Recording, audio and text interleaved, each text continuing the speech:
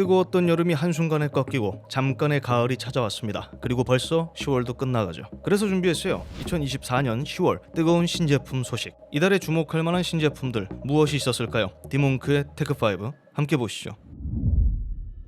업계 최고 수준의 액티브 노이즈 캔슬링으로 객사율을 높이는 데 일조했던 소니. 그게 미안했는지 주변 소리를 잘 들을 수 있는 오픈형 무선 이어폰을 출시했습니다. 링크 버즈 오픈. 꽤 귀엽게 생겼죠? 사실 이번이 두 번째입니다. 2세대죠. 주변 음을 보다 완벽하게 듣기 위한 11mm 오픈형 링 드라이버 탑재. 제품의 가장 큰 특징입니다. 구멍 뚫린 드라이버로 주변 음 듣기 기능이 패시브인 셈인 거죠. 이런 제품은 어디에 유용할까요? 객사율 낮추기? 그것도 그건데 직장 내 상사 눈치 안 보고 이어폰을 꽂고 일할 수 있겠죠. 야, 너 이어폰 빼. 다 들려요. 뭐 이렇게 한때 욕 많이 먹었죠. 아무튼 음악을 들으면서 동시에 다른 일을 할 수 있다는 것은 제법 매력적인 일입니다. 1세대 대비 꼬리가 길게 빠진 이어버드 디자인은 새롭게 개발된 피팅 서포터가 함께합니다. 이어버드를 감싸는 실리콘 스킨이 추가됐어요. 사용자 귀 안쪽으로 파고들고 밀착하는 데 도움을 줍니다. 그래서 운동할 때도 쉽게 빠지지 않는다고요. 소니는 그렇게 말하고 있습니다. 탭 제어 기능은 이번에도 포함됐습니다. 본체가 아니라 귀 앞을 터치해서 제품을 제어할 수 있는 거예요. 대화를 시작하면 사용자 목소리를 감지해 음악 재생을 자동으로 멈출 수 있게 설정할 수도 있습니다. 이전과 같아요. 손실된 원음을 복원해준다는 기술 DSE, 360 리얼리티 오디오, 사용자 맞춤 사운드 설정 등등 기존 소니 이어폰에서 볼 수 있었던 기능들은 거의 대부분 그대로 탑재됐습니다. 한 번의 완충으로 8시간, 충전 케이스 14시간, 그래서 최대 22시간을 사용할 수 있고요. 최대 2개의 장치에 멀티포인트 연결을 대응합니다. IPX 4등급의 방수 방진 역시 갖췄고요. 개인적으로 오픈형 이어폰은 선호하지 않습니다. 아시겠지만 이게 개방되어 있다는 것은 그만큼 소리가 밖으로 샌다는 이야기잖아요. 밀폐형보다 당연히 상대적으로 음질 면에서 아쉬움이 따를 수밖에 없습니다. 하지만 이 친구는 목적이 좀 분명한 제품이기 때문에 그런 점을 감안하고 구매를 해야겠죠. 가격은 약 27만원. 자신의 목숨을 소중히 여긴다면 지불할 가치는 있을지도 모릅니다. 27만원의 목숨 보전, 싸게 먹히는 거죠. 제법 많은 사용자들이 바래왔지만 2020년 출시됐던 레이저 바이퍼 미니의 무선 모델은 여전히 나오고 있지 않습니다. 레이저는 이를 약 올리듯 마그네슘 합금 소재를 활용한 바이퍼 미니 시그니처 에디션을 내놨었죠. 시그니처로 재미 봤으니까 이쯤 되면 바이퍼 미니의 무선 모델이 나오겠다. 저는 그렇게 생각했는데요. 레이저가 또 바이퍼 미니 시그니처 에디션을 내놓습니다. 이번에는 화이트입니다. 화이트 에디션. 낭만은 있습니다. 제품 주요 사양은 이전과 거의 다름없어요. 3세대 옵티컬 스위치, 포커스 프로, 30K 옵티컬 센서, 무선 8000Hz의 폴링 레이트. 새롭진 않지만 여전히 훌륭한 사양의 게이밍 마우스입니다. 그리고 무선이라는 점을 잊어서는 안 되죠. 블랙 모델과 차이점이라고 한다면 추가적인 코팅이 덧대졌다고요. 벗겨지지 않게. 그럼에도 여전히 49g 미만으로 무게를 유지하고 있죠. 이전이나 지금이나 약 오르지만 정말 멋져 보이고 탐은 납니다. 하지만 이번에도 한정판이요. 전세계 13,337대, 제품 가격 약 300달러, 하나로 약 41만원. 돈이 있고 살 수 있어도 한참을 고민하게 만들긴 합니다. 레이저 마니아가 아니라면 뭐 그럴 수밖에 없죠. 대안이 없지도 않고 작고 가벼운 쓸만한 마우스는 이 레이저 중에서도 오로치가 있으니까요. 그런데 궁금하지 않으세요? 다른 모델도 많은데 왜 바이퍼만 가지고 이럴까? 바이퍼는 레이저가 만든 첫 번째 옵티컬 게이밍 마우스입니다. 그 전에는 볼 마우스였고요. 아마도 이런 이유로 이렇게 좀 힘을 주는 건 아닐까라는 추측을 해봅니다. 좋게 말해주는 거죠. 만약에 이게 맞다면 바이퍼 미니가 아니라 바이퍼 시그니처를 내놓으면 되는 거잖아요. 바이퍼 미니가 호응이 많이 좋았나 본데요. 이쯤 되면 또 다른 게 나올 때 됐지 했습니다만 커세어에서 이게 나올 줄은 몰랐습니다. 커세어가 50mm 그래핀 드라이버를 탑재한 무선 게이밍 헤드셋을 내놨어요. 버추어서 맥스 RGB 와이어리스 플래그십 모델입니다.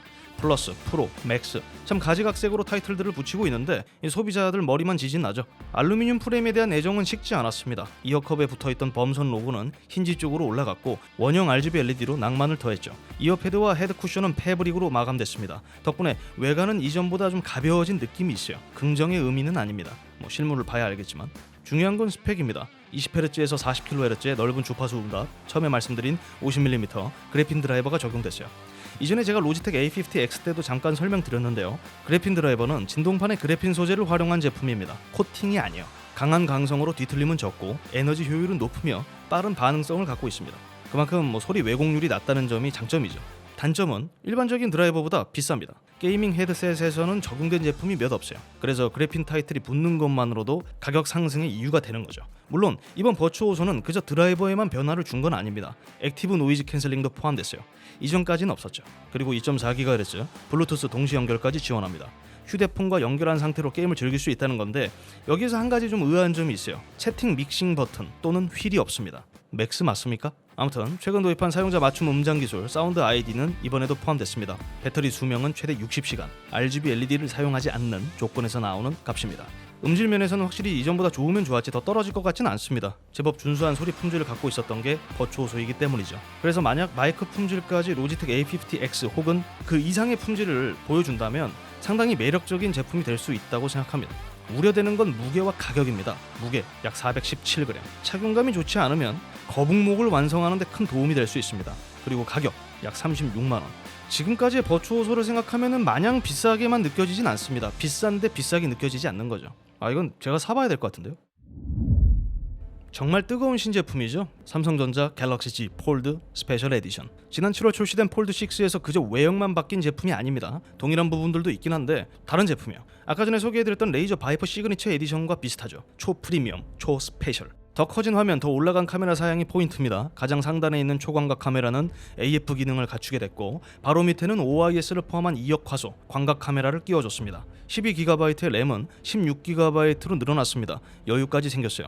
그럼에도 제품 두께는 펼친 상태로 4.9mm로 더 얇습니다. 무게도 3g 더 가벼운 236g. 이대로만 보면 확실히 폴드 6보다 SE를 선택하는 게 이득으로 보입니다. 근데 여기서 몇 가지 뜨거운 아쉬운 점들이 있습니다. 그간 숨겨왔던 전면 카메라 UDC는 다시 펀치홀로 돌아왔습니다. 카메라 사양이 높아지고 램은 추가됐지만 AP는 그대로죠. 퀄컴 스냅드래곤 8 젠 3. 배터리 용량도 그대로입니다. 그리고 S펜도 지원하지 않아요. 본체에 수납도 안 되거니와 지원조차 하지 않는 겁니다. 폴드의 강점 중 하나였는데 상당히 과감한 선택을 했다고 볼 수 있죠. 덕분에 얇고 가벼워질 수는 있었지만 결론적으로 더 나은 카메라 성능을 지닌 더 크고 더 얇은 폴드를 원한다면 고려해볼 만한 제품으론 보입니다. 정확히 어느 연령층을 고려한 건지 좀 알 수 없는 조합들입니다만 여기서 또 소비자들의 발목을 붙잡는 두 가지 요소가 있습니다. 쥐꼬리만한 물량과 가격입니다. 구매하고 싶어도 물건이 없어서 못 사요. 이거는 시간이 해결해 줄 거라고 생각하고요. 스토리지 용량이 512GB 한정인데 제품 가격이 약 280만 원입니다. 280만 원. 사실 수 있어요? 알겠습니다. 그뿐만이 아닙니다. 액션캠 기억하시나요? 인스타 360 에이스 프로. 그런 에이스 프로가 더 강력해져서 돌아왔습니다. 인스타 360 에이스 프로 2. 라이카의 광학 기술, 인스타 360의 노하우가 접목된 제품이요. 일단 라이카가 붙으면 없던 낭만도 생기죠. 아니라고 말하고 싶어도 어쩔 수 없습니다. 브랜드 이미지가 있어서. 1.3분의 1인치 4800만 화소 8K 센서, 프로 이미징과 AI 칩, 인스타 360 최초 듀얼 칩이 탑재됐습니다. 이미지 엔진과 AI 기능으로 저조도 디테일을 살렸다는 점도 포인트고요. 단순 업그레이드 아닙니다.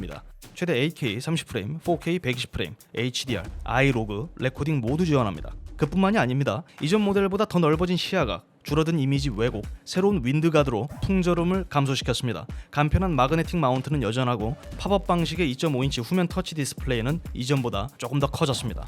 배터리 수명은 약 180분, 180분에 오오 하시겠지만 FHD 24프레임, HDR 없는 조건부 세팅입니다.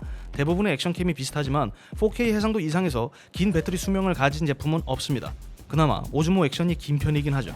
이 밖에도 여러 기능들이 있는데 여러분들 지루하실까봐 생략하겠습니다. 고프로, DJI 오즈모 액션의 장점들을 두루 섞은 제품입니다. 스펙만 놓고 봐도 에이스 프로 2가 가장 좋죠. 그리고 꼭 비교를 해야 한다면 같은 크기의 이미지 센서를 지닌 오즈모 액션 5 프로와 견주는 게 맞다고 보거든요. 근데 저라면 에이스 프로 2를 선택할 것 같습니다. 대신 더 비쌉니다. 약 58만 원.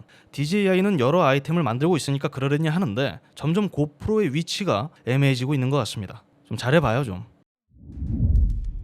메인 리스트는 모두 끝났습니다. 그런데 이대로 끝내면 또 아쉬워하실 것 같아서 보너스 낭낭하게 넣어드리겠습니다.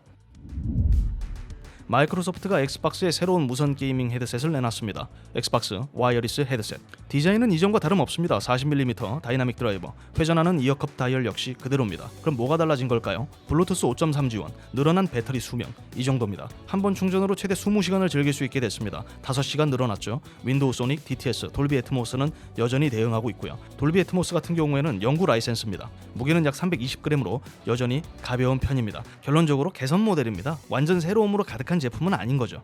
엑스박스 무선 헤드셋의 가장 큰 강점은 뭘까요? 엑스박스 콘솔과의 다이렉트 페어링입니다. 별도 동글 없이 연결되는 거죠. 그래서 엑스박스 유저라면 한 번쯤은 고민해볼 만한 제품이긴 합니다. 그런데 이제 기존 모델을 두 개나 보유하고 있는 입장에서 봤을 때는 조금 애매한 제품이긴 해요. 왜냐면 10만 원대 무선 게이밍 헤드셋들이 좋은 제품들이 이제 너무 많아요. 콘솔과의 다이렉트 페어링이 편한 것은 맞지만 무선 헤드셋에서 사실 그거보다 중요한 부분들이 더 많다고 보거든요. 물론 곧 죽어도 나는 엑스박스 로고 박힌 무선 헤드셋을 써야겠다. 그러면 대안은 없습니다. 제품 가격은 약 $110, 하나로 약 15만 원. 게이밍 무선 이어폰의 강점, 단연 편안함이라고 생각합니다. 가볍고 머리 눌림 없고 한쪽만 들어도 불편함이 없죠. 저는 이제 유부남이 아니기 때문에 게임할 때 눈치 볼 사람이 사라져서 상관없습니다만 유부남들에게도 좋은 아이템이라고 생각해요. 몰게임하기 좋거든. 그런 점에서 소니의 인존 버전은 분명 나쁘지 않은 제품이었습니다. 문제는 블루투스 클래식을 대응하지 않기 때문에 일반 무선 이어폰들처럼 스마트폰들과 연결할 수 없었죠. 가능은 했는데 굉장히 제한적인 연결성을 갖고 있었습니다. 가장 아쉬운 부분이었죠. 그래서 준비했어요. 스틸 시리즈, 아크티스, 게임 버즈. 액티브 노이즈 캔슬링 포함 100개 이상의 오디오 프리셋, 그런데 드라이버 크기는 언급조차 하지 않는 대범함을 보여주는 스틸 시리즈입니다. 조금 찾아봤습니다만 아무도 드라이버 크기를 모르는 것 같더라고요. 저도 건너뛰겠습니다. 안 알려주는데 어떻게 알아요? 한쪽당 약 5.3g, 한 번의 충전으로 10시간, 케이스 포함 최대 40시간의 배터리 수명을 지녔습니다. IP55 등급의 방수 성능을 갖췄고요. 마이크는 큰 기대하지 마십시오. 무선 이어폰 마이크는 좋아봐야 이어폰입니다. 그리고 제일 중요한 포인트는 이거죠. 블루투스 5.3, 2.4GHz 동글 제공, 장시간 빠른 수압을 지원한다. 이제 쓰던 이어폰을 대체할 수 있는 게이밍 무선 이어폰인 겁니다. 맥, 스위치, PC, 플레이스테이션 5 그리고 엑스박스 버전은 따로 있고요. 확실히 범용성은 소니 인존 버즈보다 높습니다. 제품 가격 $170, 하나로 약 23만 원. 늘 반복되는 지루한 일상, 여기에 작고 가벼운 카메라가 함께한다면 어떨까요? 카메라와 함께하는 반복되는 일상이겠죠. 지루함은 빠졌으니까 이득입니다. 후지필름이 그런 목적으로 쓰기 좋아 보이는 제품을 내놨어요. X-M5. APS-C 타입 렌즈 교환식 미러리스 카메라입니다. X 시리즈 중 가장 작은 크기, 가장 가벼운 355g의 무게가 특징이에요. 정말 작죠? 가볍고. 후지필름 특유의 클래식한 외형도 제법 낭만적입니다. 참고로 뷰파인더는 없어요. 기계식 셔터는 들어갔고. 작다고 무시하기에는 성능이 나쁘지 않습니다. 약 2610만 화소, X-트랜스 시모스 4 센서, X-프로세서 5 이미지 엔진이 탑재됐습니다. 최대 6.2K 30프레임 422 10비트 레코딩을 대응하고요. 최신 예측 알고리즘이 더해진 하이브리드 AF는 덤입니다.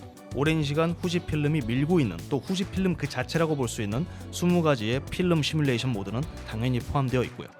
이게 끝이 아닙니다. 시리즈 최초로 3개의 내장 마이크를 탑재했어요. 더 훌륭한 품질의 오디오를 딸 수 있게 된 거죠. 그리고 카메라를 돌리지 않고 새로 영상을 찍을 수 있는 9:16 비율 쇼츠 필름 모드도 포함됐습니다. 비디오 촬영만을 위한 작은 디지털 카메라를 찾는 사용자들에게 적합한 제품이라고 볼 수 있습니다. 입문용으로도 좋아 보여요. 사진은 포기하시고 뷰파인더 없다니까요. 그리고 이는 21년 출시됐던 소니의 브이로그 카메라 GV210의 또 다른 대안이 될 수도 있습니다. 스펙만 보면 이게 낫죠. 바디 가격 $799, 약 110만 원입니다.